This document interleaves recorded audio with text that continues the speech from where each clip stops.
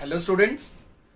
तो स्टूडेंट्स आज हमारे इलेक्ट्रोकेमिस्ट्री का लास्ट लेक्चर है, ठीक है।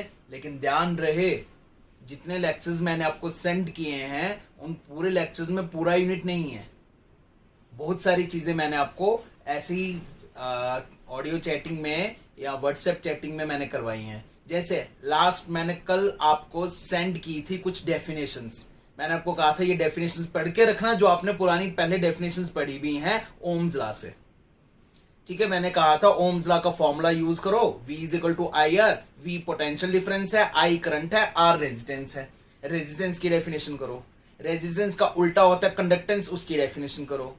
Resistance is directly proportional to length, inversely proportional to area, वहां पे रेजिस्टिविटी आता है एक रो, उसकी डेफिनेशन करो। रेजिस्टिविटी का उल्टा होता है कंडक्टिविटी, उसकी डेफिनेशन करो।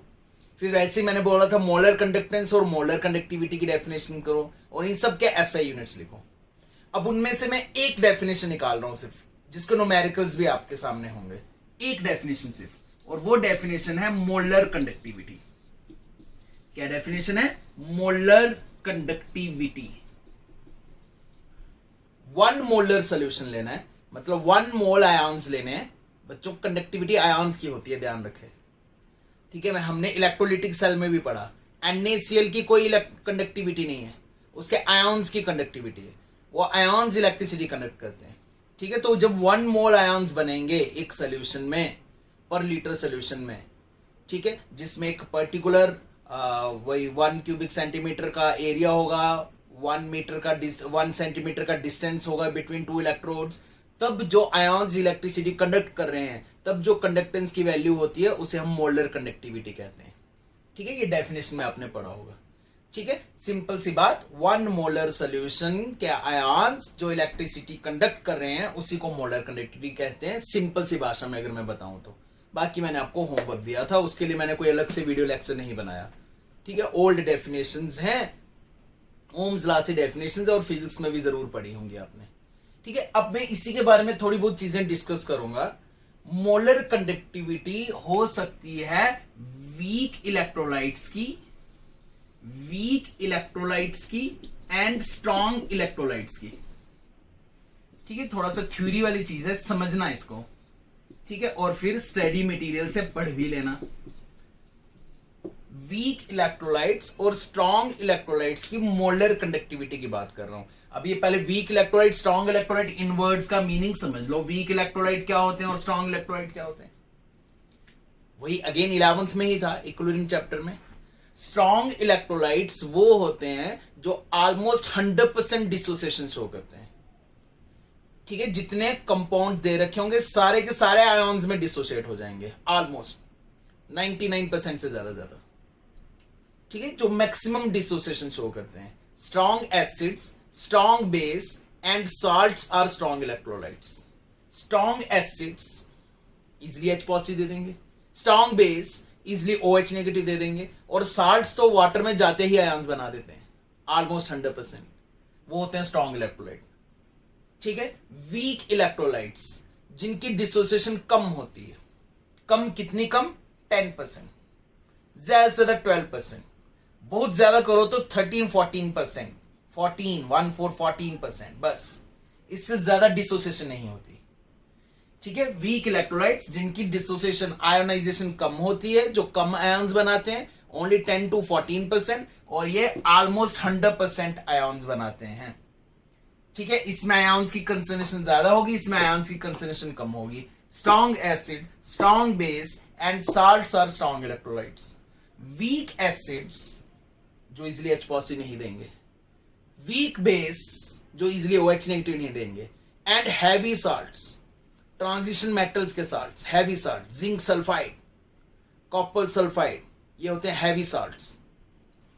इनकी सॉल्युबिलिटी कम होती है, इनकी डिसोसिएशन कम होती है, तो इनका ये वीक इलेक्ट्रोलाइट, इनकी मोलर कंडक्टिविटी कम होती है, ठीक है। 10-15% डिसोसिएशन या 14% डिसोसिएशन, ठीक है। और ये होते हैं almost 100% dissociation, almost 100% dissociation. Strong acid, strong base and salts are strong electrolytes.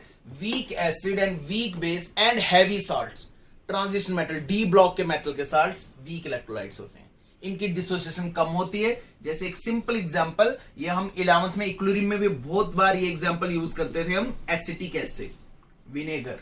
Acetic acid is a weak acid, ठीक है। H पॉजिटिव लूज तो करता है लेकिन बस 10 to 15%, उससे ज्यादा नहीं, 10 to 15% उससे ज्यादा नहीं, ठीक है। अब सोचिए जरा, मोलर कंडक्टिविटी किसकी ज्यादा होगी, कौन ज्यादा इलेक्ट्रिसिटी कंडक्ट करेगा, वीक इलेक्ट्रोलाइट वाला सोल्यूशन या स्ट्रॉन्ग इलेक्ट्रोलाइट वाला सोल्यूशन? ऑब्वियसली स्ट्रॉन्ग इलेक्ट्रोलाइट वाला सोल्यूशन, जो ज्यादा आयन्स बनाएगा, जिसकी डिसोसिएशन ज्यादा होगी। ज्यादा आयन्स ज्यादा कंडक्टिविटी, कम आयन्स कम कंडक्टिविटी, ठीक है। ये सिंपल, ये सारी चीजें 11th की थी। अब आगे थ्योरी में सुनिए क्या ट्विस्ट है, ठीक है। ट्विस्ट थ्योरी में बता देता हूं, फिर आपने अपनी बुकलेट से या टेक्स्ट बुक से या जो मैंने स्टडी मटेरियल भेजा हुआ है उससे देख के आपने एक ग्राफ ड्रा करना है, उसको समझने की कोशिश करनी है। नहीं समझ आएगा फिर बताना है। अब हमने क्या करना है, वीक इलेक्ट्रोलाइट का सोल्यूशन लेना है एक कंटेनर में, और एक कंटेनर में लेना है स्ट्रॉन्ग इलेक्ट्रोलाइट का सोल्यूशन, और दोनों की करनी है डाइल्यूशन, वाटर ऐड करना है, और देखना है मोलर कंडक्टिविटी पे क्या इफेक्ट पड़ेगा। समझा मैं देता हूं, थ्योरी जो है वो आपको करनी है, ठीक है। वीक इलेक्ट्रोलाइट्स जिनकी डिसोसिएशन कम है, जो कम आयन्स बना रहे हैं, ठीक है, कम आयन्स बना रहे हैं, तो मोलर कंडक्टिविटी की वैल्यू कम है। अगर आप इसकी डाइल्यूशन करो, अगर इसमें वाटर ऐड करो, तो बच्चों क्या होगा, डिसोसिएशन बढ़ जाएगी। डाइल्यूशन करके वीक इलेक्ट्रोलाइट की, ये वीक इलेक्ट्रोलाइट CaCCOOH जो डिसोशिएट हो रहा था CH3COO negative and H positive में, इसकी डिसोसिएशन पहले से 10 to 15% हो रही थी। अगर आपने वाटर डाल दिया तो आप डिसोसिएशन बढ़ा सकते हो 20%, और डाइल्यूशन कर दो, और ज्यादा वाटर डाल दो, तो सॉल्वेंट की इंटरेक्शन से और आयन्स ब्रेक होंगे, ठीक है। सॉल्वेंट ही तो इनको ब्रेक करवा रहा है। 25% डिसोसिएशन, और वाटर डालिए 30% डिसोसिएशन, बस कुछ हद है, एक लिमिट है। 100% डिसोसिएशन नहीं करवा सकते, 100% डिसोसिएशन नहीं करवा सकते वीक इलेक्ट्रोलाइट की, लेकिन डाइल्यूशन करके कुछ हद तक डिसोसिएशन बढ़ा सकते हो। तो बताइए जरा, weak electrolyte on dilution, water डालने के बाद आयन्स बढ़ रहे हैं या कम हो रहे हैं या सेम रह रहे हैं? आयन्स बढ़ रहे हैं। 10 to 15% डिसोसिएशन हो रही थी, आपने डाइल्यूशन करके 30% तक बढ़ा दी। आयन्स बढ़ गए तो उनकी मोलर कंडक्टिविटी, इलेक्ट्रिसिटी कंडक्ट करने की टेंडेंसी भी बढ़ गई, ठीक है। इलेक्ट्रिसिटी कंडक्ट करने की टेंडेंसी भी बढ़ गई, ठीक है। तो आप क्या लिखोगे, आपने लिखना है molar conductivity of weak electrolytes on dilution increases. Dilution करके वीक इलेक्ट्रोलाइट की मोलर कंडक्टिविटी इंक्रीज हो जाती है, क्योंकि उसकी डिसोसिएशन इंक्रीज हो जाती है। बड़े ध्यान से सुनना बच्चों, समझना। बुक से देख के शायद कंफ्यूज हो जाओ, बुक से सिर्फ आपको ग्राफ पढ़ना है, ठीक है। और भी कहीं कहीं से पढ़ के आप और कंफ्यूज हो जाओगे, इसलिए जैसे समझा रहा हूं वैसे ही समझना। स्ट्रॉन्ग इलेक्ट्रोलाइट जिसकी पहले से ही डिसोसिएशन है, ये पहले से ही 100% डिसोशिएट हो रहा है, ऑलमोस्ट 100% डिसोसिएशन ये पहले ही कर रहा था। मान लीजिए नमक, NaCl, कॉमन साल्ट वाटर में डाला, वाटर में जाते ही वो ऑलमोस्ट 100% डिसोशिएट हो गया। बहुत सारे आयन्स हैं, बहुत सारी मोलर कंडक्टिविटी है, बहुत सारी इलेक्ट्रिसिटी कंडक्ट कर रहे हैं। अब हमने क्या किया, और डाइल्यूशन की, और ज्यादा वाटर डाला। वाटर डालने से डिसोसिएशन जितनी होनी थी वो तो हो ही चुकी है, आयन्स तो जितने थे उतने ही रहेंगे, 100% डिसोसिएशन तो है ही है, ठीक है। पहले 1 लीटर वाटर, सपोज करो 1 लीटर वाटर था, उसमें NaCl के आयन्स थे। अब हमने और डाइल्यूशन की, हमने 2 लीटर्स वाटर बना दिया, लेकिन आयन्स नहीं बढ़ेंगे बच्चों, आयन्स जितने थे उतने ही रहेंगे, क्योंकि ऑलमोस्ट 100% डिसोसिएशन तो पहले से ही है। तो strong electrolyte on dilution dissociation नहीं बढ़ेगी, क्योंकि वो पहले से ही मैक्सिमम पीक पे है, आयन्स उतने के उतने रहेंगे, लेकिन वॉल्यूम बढ़ गई, पहले कम वॉल्यूम में 1 लीटर वॉल्यूम में आयन्स थे, अब उतने ही आयन्स 2 लीटर वॉल्यूम में। तो ओवरऑल देखा जाए तो मोलर कंडक्टिविटी डिक्रीजेस, ठीक है। वाटर डालने से आयन्स बढ़े नहीं, उल्टा वॉल्यूम बढ़ गई, एरिया बढ़ गया। पहले कम एरिया में ज्यादा आयन्स थे, ज्यादा एरिया आयन्स उतने ही हैं जितने थे। ओवरऑल तो आयन्स कम हो गए ना, एक तरह से देखा जाए तो। बड़े ध्यान से समझिए, ठीक है। तो ओवरऑल क्या सिनारियो बना weak electrolytes on dilution molar conductivity increases, strong electrolytes on dilution molar conductivity decreases। ठीक है, क्यों? क्योंकि डिसोसिएशन करके आयन्स नहीं बढ़ रहे, यहां डिसोसिएशन करके आयन्स बढ़ रहे हैं। अब एक तीसरी चीज और है बच्चों, एक और पॉइंट है, और वो थर्ड पॉइंट है बच्चों लिमिटिंग मोलर कंडक्टिविटी।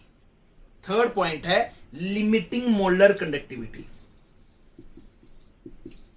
इसको भी ध्यान से समझना। लिमिटिंग मोलर कंडक्टिविटी, ये वही वीक इलेक्ट्रोलाइट्स की मोलर कंडक्टिविटी है eight infinite dilution. It is molar conductivity of weak electrolytes on dilution, on infinite dilution. ठीक है, वीक इलेक्ट्रोलाइट्स जिसकी डिसोसिएशन हो रही थी 10 to 14%, वाटर डालो, डाइल्यूशन करो, 20% डिसोसिएशन हो गई, और वाटर डालो 25% डिसोसिएशन हो गई, और वाटर डालो 30% डिसोसिएशन हो गई, बस उससे ज्यादा लिमिट नहीं है इसकी। 30% डिसोसिएशन हो गई, आयन्स 30% डिसोसिएट हो गए, मोलर कंडक्टिविटी बढ़ गई। अब और ज्यादा वाटर का डाला, 30% डिसोसिएशन हो चुकी है, अगर और ज्यादा एक्स्ट्रा वाटर, एक्स्ट्रा डाइल्यूशन करोगे तो बच्चों डिसोसिएशन नहीं बढ़ेगी, डिसोसिएशन उतनी की उतनी रहेगी, आयन्स उतने के उतने रहेंगे, उल्टा बस वॉल्यूम बढ़ रही है। वही स्ट्रॉन्ग इलेक्ट्रोलाइट वाला हिसाब हो गया, सिर्फ वॉल्यूम बढ़ रही है। ठीक है, तो बताओ limiting molar conductivity on dilution increases और डिक्रीजेस? बताओ जी, सुना आपने? नहीं सुना था? Limiting molar conductivity on dilution decreases. ठीक है, ऑन डाइल्यूशन डिक्रीजेस। ये 3 पॉइंट्स हैं जो कंफ्यूजन क्रिएट करते हैं, ध्यान रहे। कभी हम सोचते हैं यहां डिक्रीज लिखा है या इंक्रीज लिखा है, एक्चुअली हम 2 ही पॉइंट्स डिस्कस करते हैं, वीक इलेक्ट्रोलाइट्स की molar conductivity and strong electrolytes की मोलर कंडक्टिविटी। लेकिन एक और चीज है लिमिटिंग मोलर कंडक्टिविटी, एक और चीज है लिमिटिंग मोलर कंडक्टिविटी। फिर से सुन लीजिए ध्यान से, ठीक है। Weak electrolytes on infinite dilution, जितनी डाइल्यूशन करके जितने डिसोशिएट कर सकते थे आयंस, 10 to 14% डिसोसिएशन हो रही थी, 100 में से 10 मॉलिक्यूल्स डिसोशिएट हो रहे थे, अब 30 डिसोशिएट हो रहे हैं, आयंस बढ़ गए, बस इतनी लिमिट है उसकी। अगर और ज्यादा डाइल्यूट करोगे तो डिसोसिएशन नहीं बढ़ेगी, सिर्फ वॉल्यूम ही बढ़ेगी, आयंस उतने ही रहेंगे। ये वही limiting molar conductivity. Infinite dilution, बस जितनी कर सकते थे डाइल्यूशन उतनी, और ज्यादा डाइल्यूशन करोगे तो आयंस उतने ही रहेंगे, वॉल्यूम बढ़ जाएगी, molar conductivity decreases. Strong electrolyte के पहले ही बता दिया, on dilution molar conductivity decreases. ठीक है, तो ये ग्राफ आपने बनाने हैं, इसका इंक्रीज दिखाना है, इसका डिक्रीज दिखाना है, लिमिटिंग मोलर कंडक्टिविटी का भी डिक्रीज दिखाना है, क्योंकि इसकी भी जितनी डिसोसिएशन हो सकती थी उतनी हो चुकी। ठीक है, जितनी डिसोसिएशन हो सकती थी उतनी हो चुकी। ये एक थ्योरी वाली चीज थी जो मैंने आपको समझानी थी। ठीक है, इसके अलावा ये देखिए, अगर हम मोलर कंडक्टिविटी को ऐसे लिखते हैं ना, खासकर वीक इलेक्ट्रोलाइट्स की, अगर मोलर कंडक्टिविटी को ऐसे लिखते हैं ना, तो बच्चों इस साइन से हम लिखते हैं limiting molar conductivity, limiting molar conductivity. ठीक है, सोचो जरा, बताओ, अगर एक वीक इलेक्ट्रोलाइट है, ये CH3COOH ही है अगर मान लीजिए, तो बता सकते हो किसकी वैल्यू ज्यादा होगी, उसकी मोलर कंडक्टिविटी की, वीक इलेक्ट्रोलाइट की मोलर कंडक्टिविटी की वैल्यू ज्यादा होगी या लिमिटिंग मोलर कंडक्टिविटी की? लिमिटिंग मोलर कंडक्टिविटी की। क्यों? क्योंकि डाइल्यूशन करके जो 10% डिसोसिएशन हो रही थी अब 30% हो रही है, अब आयन ज्यादा बढ़ रहे हैं, तो इसकी वैल्यू ज्यादा होगी। अब एक काम करते हैं, ये मोलर कंडक्टिविटी है CH3COOH की, ये लिमिटिंग मोलर कंडक्टिविटी है उसी CH3COOH की, दोनों की डाइल्यूशन कर दो। इसकी डाइल्यूशन करोगे तो इसकी डिसोसिएशन बढ़ेगी, आयंस बढ़ेंगे, मोलर कंडक्टिविटी बढ़ेगी। इसकी डाइल्यूशन करोगे तो सिर्फ डाइल्यूशन वॉल्यूम ही बढ़ेगी, आयंस नहीं बढ़ेंगे। तो इसकी मोलर कंडक्टिविटी मतलब limiting molar conductivity on dilution decreases. ध्यान रखना, कंफ्यूजन होगी इसमें।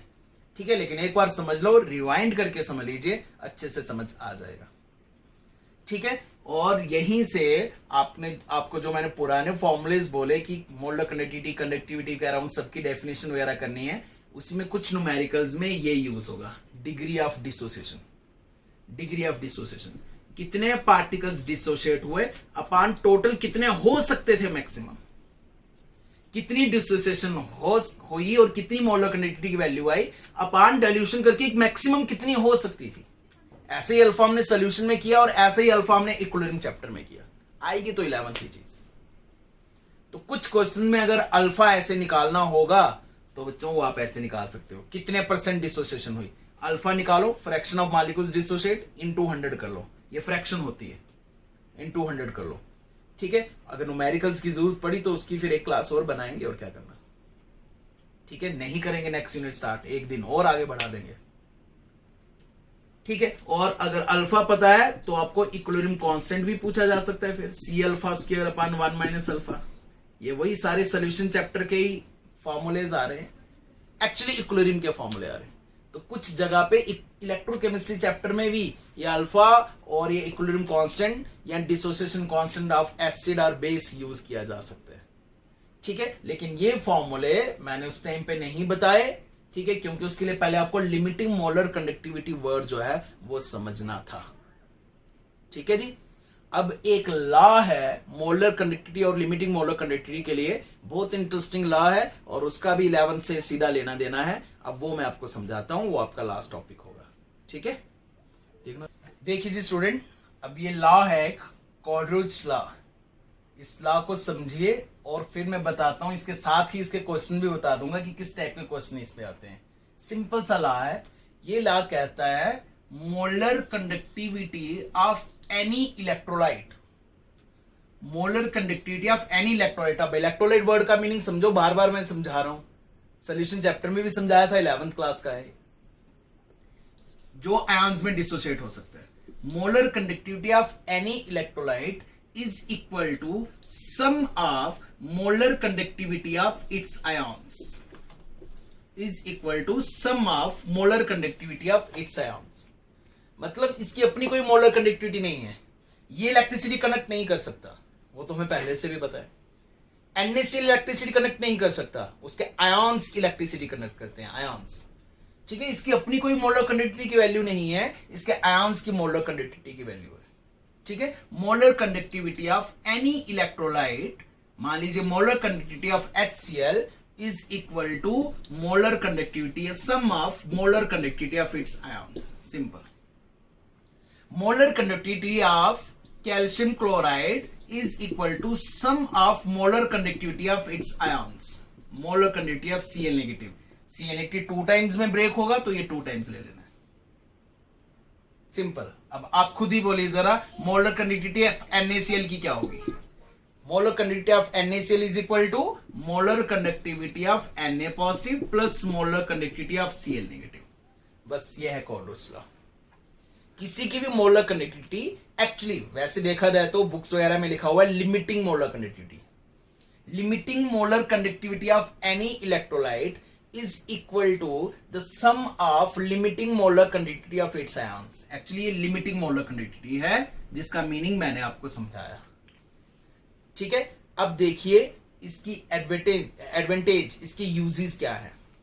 सिंपल है, अगर इस पे न्यूमेरिकल आया, अगर इसकी मोलर कंडक्टिविटी पूछी गई होगी तो आपको H पॉजिटिव और Cl नेगेटिव की मोलर कंडक्टिविटीज दे रखी होंगी, आप दोनों को ऐड करो, इसकी मोलर कंडक्टिविटी आ जाएगा। यूनिट्स के साथ लिखना, वही यूनिट्स जो मैंने आपको होमवर्क दिया था। ठीक है, ऐसे यूनिट्स या दूसरे यूनिट्स जो भी हैं उसी हिसाब से चेंज करना उसको। ये है कोलरिज लॉ। ठीक है, अब सुनिए कोलरिज लॉ की एडवांटेज क्या है। ठीक है, actually Coleridge law weak electrolyte की मोलर कंडक्टिविटी निकालने में हेल्प करता है। ठीक है, अब वीक इलेक्ट्रोलाइट, ये है आपके सामने वीक इलेक्ट्रोलाइट। एक एग्जांपल से बताता हूं।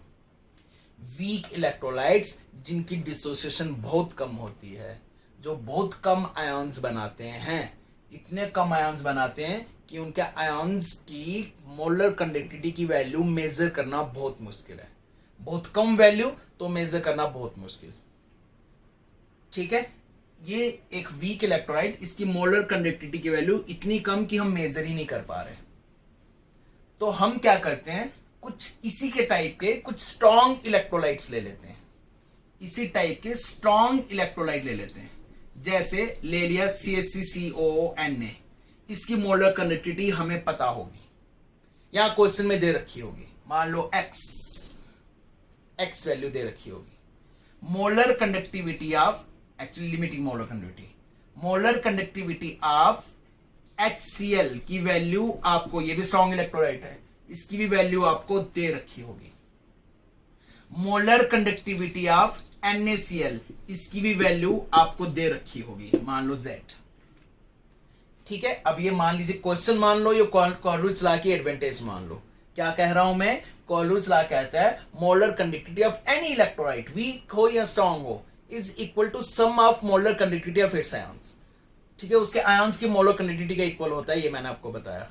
ठीक है, और साथ साथ में मैं आपको ये बता रहा हूं कि वीक इलेक्ट्रोलाइट्स की डिसोसिएशन बहुत कम होती है, उनकी मोलर कंडक्टिविटी या लिमिटिंग मोलर कंडक्टिविटी की वैल्यू बहुत बहुत कम होती है कि हम मेजर ही नहीं कर पाते। ठीक है, तो हम क्या करते हैं, स्ट्रॉन्ग इलेक्ट्रोलाइट्स की हेल्प ले लेते हैं, स्ट्रॉन्ग इलेक्ट्रोलाइट्स। और इसी टाइप का क्वेश्चन भी होगा, ऐसा क्वेश्चन होगा आपको, मान लो ये एक क्वेश्चन ही है। ठीक है, इस क्वेश्चन में CH3COOH की मोलर कंडक्टिविटी निकालनी है, आपको CH3CONA की मोलर कंडक्टिविटी दे रखी होगी, आपको HCl की मोलर कंडक्टिविटी दे रखी होगी Y, आपको NaCl की मोलर कंडक्टिविटी दे रखी होगी Z। आपको इसकी मोलर कंडक्टिविटी निकालनी है। ठीक है, तो देखो इसकी मोलर कंडक्टिविटी किसके इक्वल होगी, molar conductivity of CH3COO negative plus H positive. इसकी मोलर कंडक्टिविटी, सारी इक्वेशन लिख लेनी है पहले।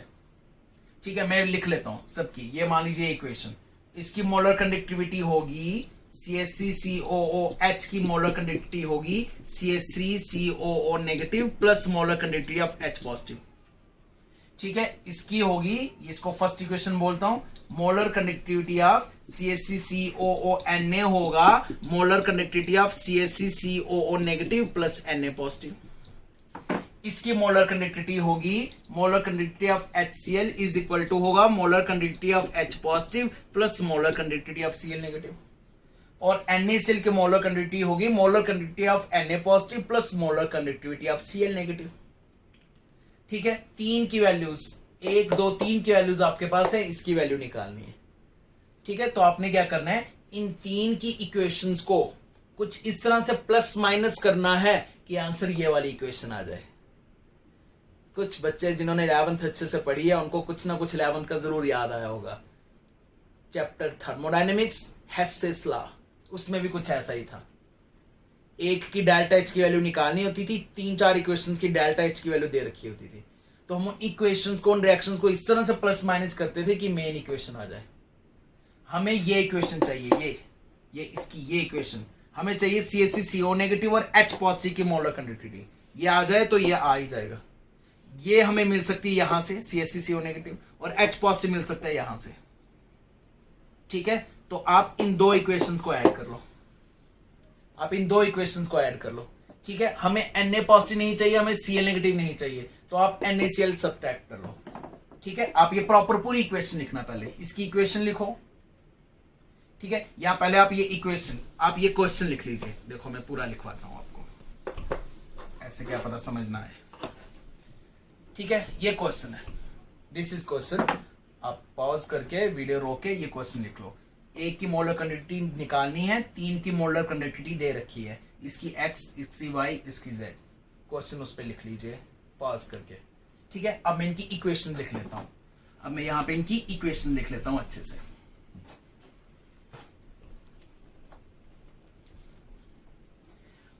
Molar conductivity of CH3COOH is equal to molar conductivity of CH3COO negative plus molar conductivity of H positive. ये main equation है।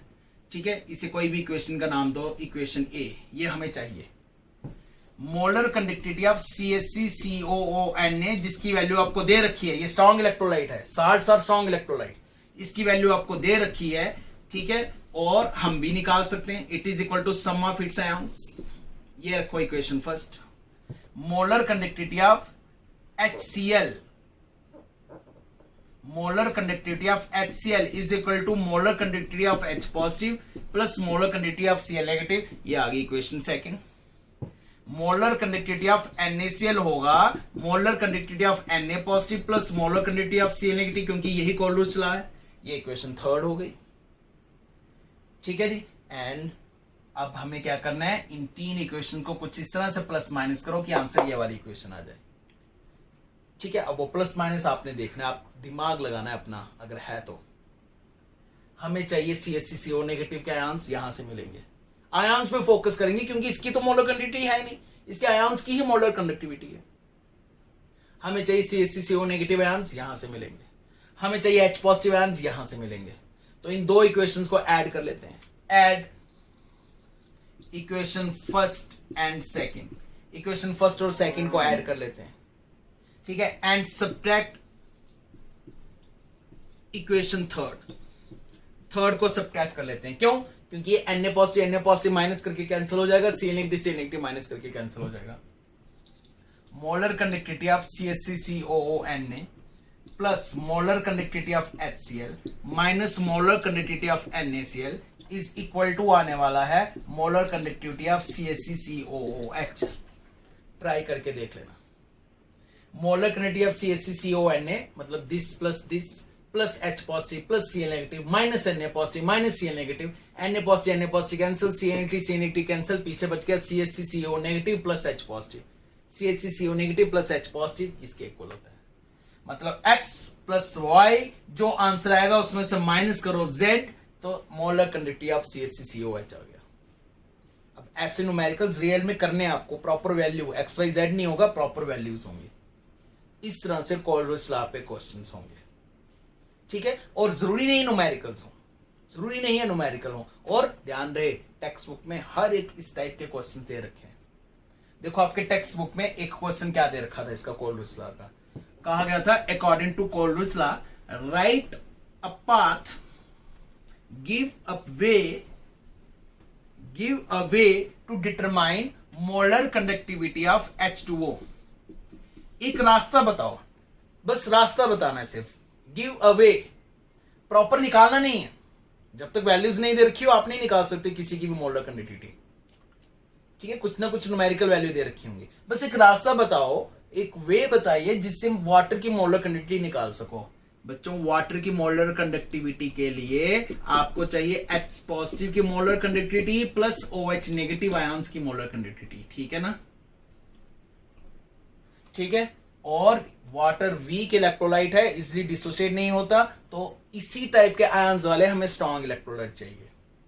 हम ले लेते हैं molar conductivity of HCl is equal to molar conductivity of H positive plus Cl negative, strong electrolyte strong acid, यहां से H positive मिल जाएगा।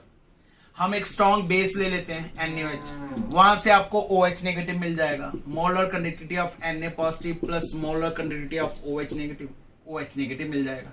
अब ना Cl नेगेटिव चाहिए ना Na पॉजिटिव चाहिए, तो माइनस करने के लिए NaCl ले लेते हैं। तो molar conductivity of Na positive plus molar conductivity of Cl negative, किस किस को ऐड करना है खुद ही देख लो। Molar conductivity of HCl plus molar conductivity of NaOH minus molar conductivity of NaCl कर लो, तो बच्चों मोलर कंडक्टिविटी ऑफ वाटर आ जाएगा H positive plus Cl negative plus Na positive plus OH negative minus Na positive minus Cl negative, Na positive cancel, Cl negative cancel, तो पीछे बच गया H पॉजिटिव और OH नेगेटिव मतलब water. Right away, बस वे दिखाना था वो दिखा दिया। अगर वैल्यूज दे रखी होती तो ज्यादा अच्छा होता, फिर तुम पूरा प्रॉपर निकाल सकते थे। तो ये कोलरिज लॉ था बच्चों, ठीक है। इस पे क्वेश्चंस आपको करने हैं, ठीक है। और अगर क्वेश्चन में प्रॉब्लम आए मुझे सेंड करोगे होमवर्क तो पता चलेगा प्रॉब्लम है या नहीं है, ठीक है। अगर प्रॉब्लम आए तो ऑब्वियस है एक क्लास हमें जो है वो क्वेश्चंस की भी रखनी पड़ेगी, ठीक है। अगर हमारी नेक्स्ट क्लास क्वेश्चंस की होती है तो बच्चों संडे को आपका फिर टेस्ट होगा, ठीक है। हमारा डे नहीं है लेकिन तब भी संडे को टेस्ट होगा, ठीक है। और अगर क्वेश्चंस आप सारे सॉल्व कर लेते हो तो फिर जो हमारा डे है उसी डे पे टेस्ट होगा, फिर संडे को नहीं होगा, ठीक है। तो आज के लिए इतना ही। जय हिंद, जय भारत।